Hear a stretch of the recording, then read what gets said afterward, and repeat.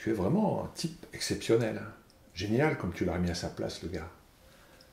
Normal, il ne savait pas à qui il avait affaire, la répartie, ça te connaît. Mais qu'est-ce qui lui prend aussi à venir te chercher des noises? Il te critique, il t'agresse sur un détail sans importance, tu lui rends évidemment au centuple. Tu es passé devant tout le monde et alors? Tu ne vois pas le problème. Lui, il n'a qu'à attendre. Hein. Il n'a pas de passe-droit, que tu saches. Du coup, plus personne ne dit rien et les gens te regardent de travers. C'est le comble. Hein. Tu te fais agresser injustement et il y en a d'autres qui rouspètent.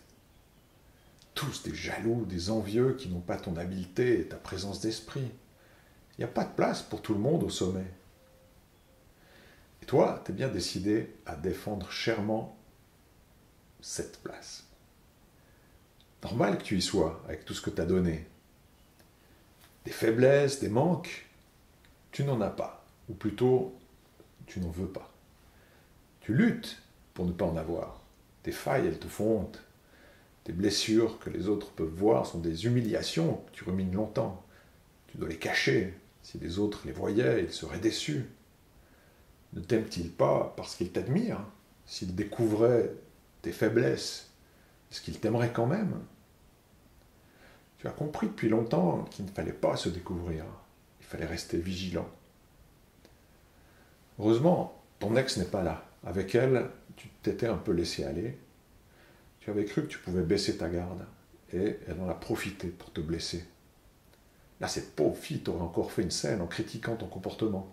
C'est ingrate. Après que tu l'aies sortie de son trou, élevée là où elle devrait plutôt être reconnaissante.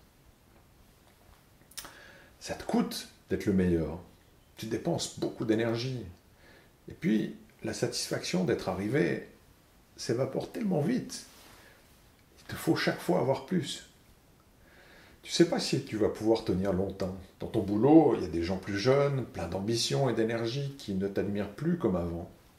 Ça te rend plus agressif. Des amis t'ont trouvé arrogant et t'ont laissé tomber.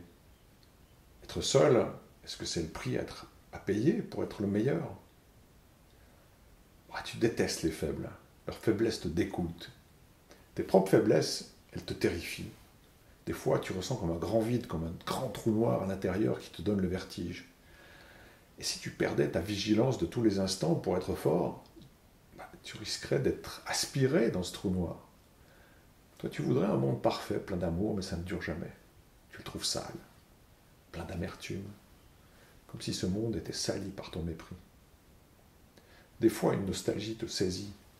Est-ce que plus de douceur existe encore dans ce monde? Tu ne t'en souviens pas. Aussi loin que tu cherches dans tes souvenirs. Un frisson te secoue. Le monde est tellement glacé. Mais pourquoi perdre du temps avec des losers? Les médiocres, ils s'encouragent entre eux. Ils ont besoin d'être ensemble. Les salauds, ils ont du bon temps. Tous des minables. Les gagnants, eux, ils sont seuls.